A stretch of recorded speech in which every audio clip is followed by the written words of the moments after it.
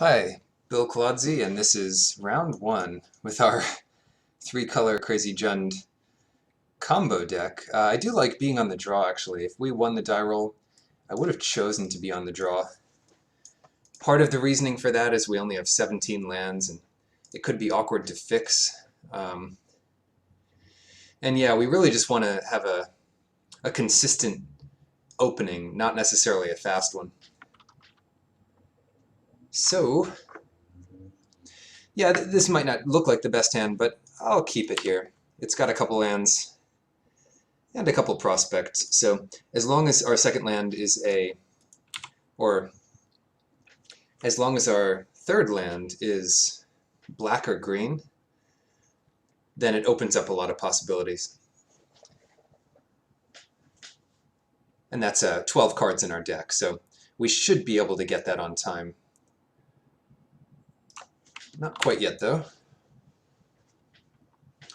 I should have played Swamp there, because if we draw Forest and then Swamp, then we could do the 3-drops. Sometimes you have to try to be a little more careful about how you do that. So it didn't matter here, but that would have been a better opener for sure. Oh no, it's the mirror match. We'll see how much of our deck they cut. So we have a nice little Runed Servitor here. I hope it dies so we can draw something better. No point leaving Stagger Shock open. That's better when they have multiple targets anyway. They're trying to go big. Come on, green. Well, that's not what I meant. we could kill our own Runed Servitor. That can't be right, though. I'm not going to do that. Kill it to try to hit a green this turn. Oh no. That's too big. That's okay, as long as it's slow. Our deck really does have a strong late game. As long as we get it off before they start playing Eldrazi's.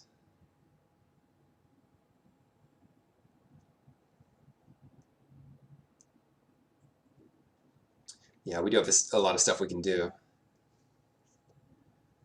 Come on, we really need green or at least black. That is the big weakness of this deck, is its mana base. Alright, we've got 2 more mountains in the deck, so we could draw a mountain. It is within the realm of possibility that we draw 2 more mountains before anything else. Yeah, I'll take 2 here.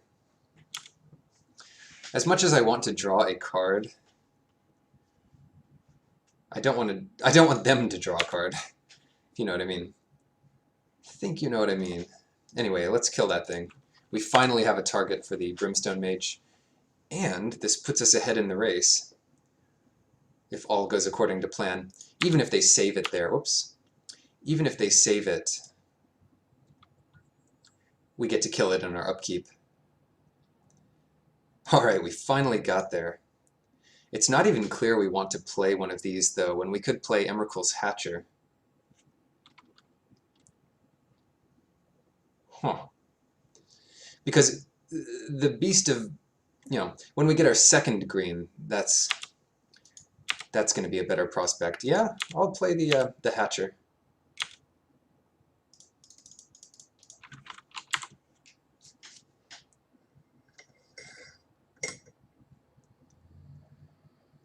And the Hatcher is a much better blocker for this Life Strider at the moment.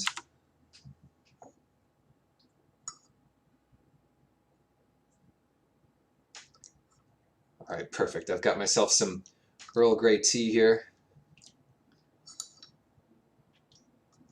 If you like Star Trek, that's Captain Picard's favorite evening hot drink. It's up there with mine as well. Oh no, now what do we do? They're leaving up 5 mana. I can only imagine they just have lots of 8-drops in their hand, so there's no point really attacking with anything here. The only thing would be to suicide attack the Runed Servitor. Wait, I thought this guy was a 3-drop. Doesn't matter. You can have the mana. I don't need it. Oh, what was that? No! Not our Beast Breaker. They were afraid of the 6/6 trample, even though they have a 2/8 in play.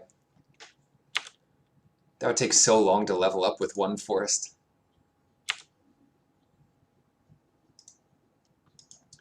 Cool. We could get it back. But for now, let's just cast this Pawn of Ulamog. And now I feel better about Suicide attacking in the Servitor. Sure, it lets them draw land, but or it lets them draw something. Oh no. Induced Despair. So we do get to get one Eldrazi spawn off this, and we see that they have a mountain. Wait, what? They revealed Ulamog's Crusher. I had to look in the chat to see that. Always yes, always yield. So they are stuck on mana, I guess. What is this from? And Vendetta, so they'll lose 5 or 3. What is that, the casting cost or the toughness? So they lose 3 there, and then they'll block this. Ouch. Alright, so we get to draw a card, hopefully something. We've already played our land, so we'll just play another Nest Invader.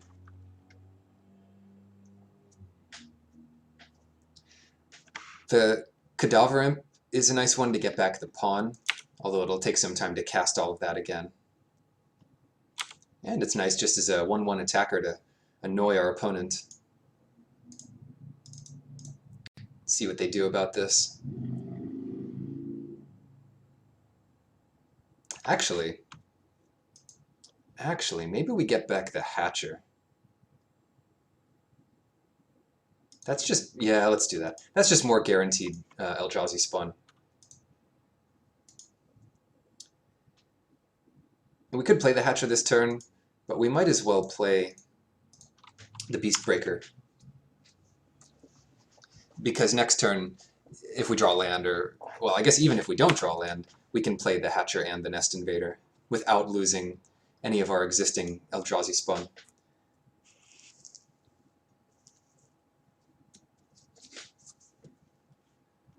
Ooh, yeah, they had to do the cardinal sin of playing playing a single Eldrazi spawn for 2 mana. That does get them Ulamog's Crusher next turn, and they are in a rush. But they don't know that we have Balaged's Scorpion. They could always draw their land next turn, but it does help us out if they don't draw their land. Oh, that is interesting.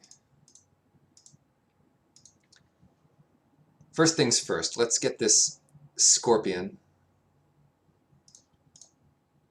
Kill their spawn. We could have killed our own Cadaver Imp, but wasn't into that. Might of the Masses to save it? Whew, these are desperate times. These are most desperate times. Now we could level this guy up. I think I will sack a spawn to play Nest Invader. We're approaching the climax of this game where fates will be sealed and whatnot. Certainly Bloodthrone Vampire is lethal. But okay, if they hit their land drop, so they have a big Crusher and no good attacks. And what do we have? Oh no, we did it. We got the combo here. Just firing that off immediately. And they concede in response, I would guess. It's possible they could survive this turn, but maybe not. Yeah, they'd have to block our 2 big guys. and then they block something else, and they take 1, 2, 3, 4, 5, 6, 7. So we just have to level up the Beast Breaker and we win.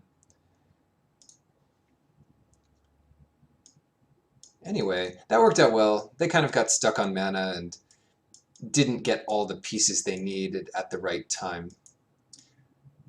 Like having to play that 2-mana Eldrazi spawn when they probably have a lot of little cards like Nest Invader that would let them do it for more. To Drew Preserver, would that help us win an otherwise unwinnable game? I don't know. Maybe. If we see more of that business, we could consider putting it in, but for now I'll just submit like this and not dilute any of the things we have going on already.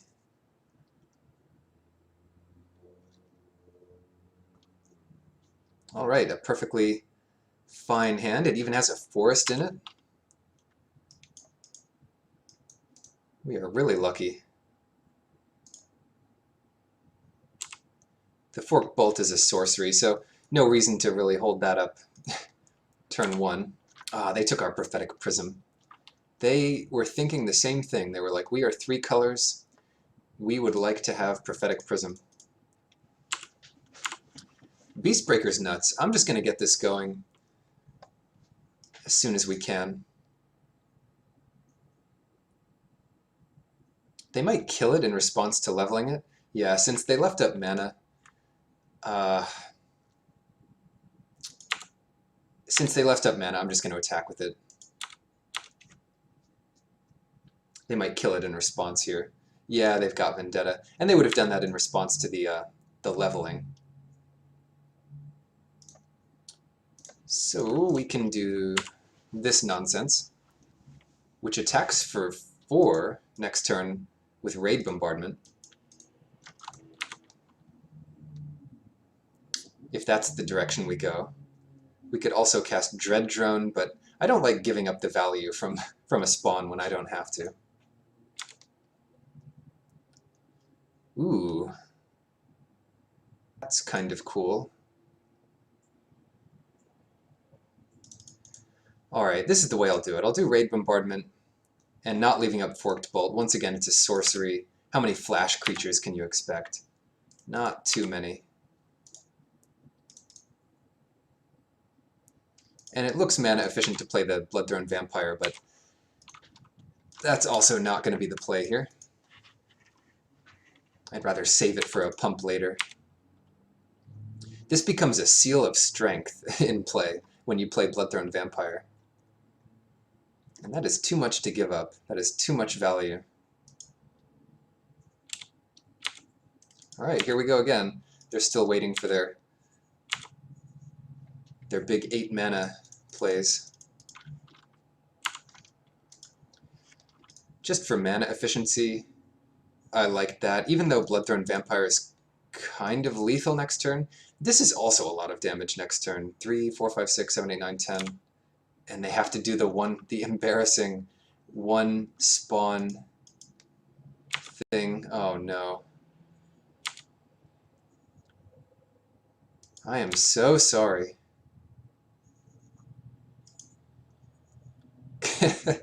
We can Forked Bolt that thing. Yeah, let's do it. So then they'll have less mana next turn.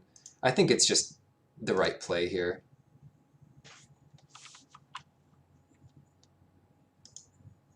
Alright. And that's probably a concede. Well, whenever I feel a bit of lag, I always think my opponent's conceding, because that is sometimes what happens when the game ends. So they still have to block this 4-drop.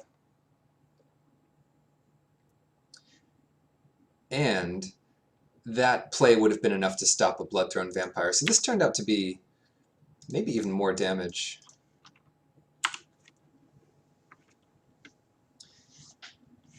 One warning, online at least, be careful not to F6 when you have something like Bloodthrone Vampire. Before you know it, your opponent could steal it, or steal another creature, or just do like 1 damage to it when you could have saved it.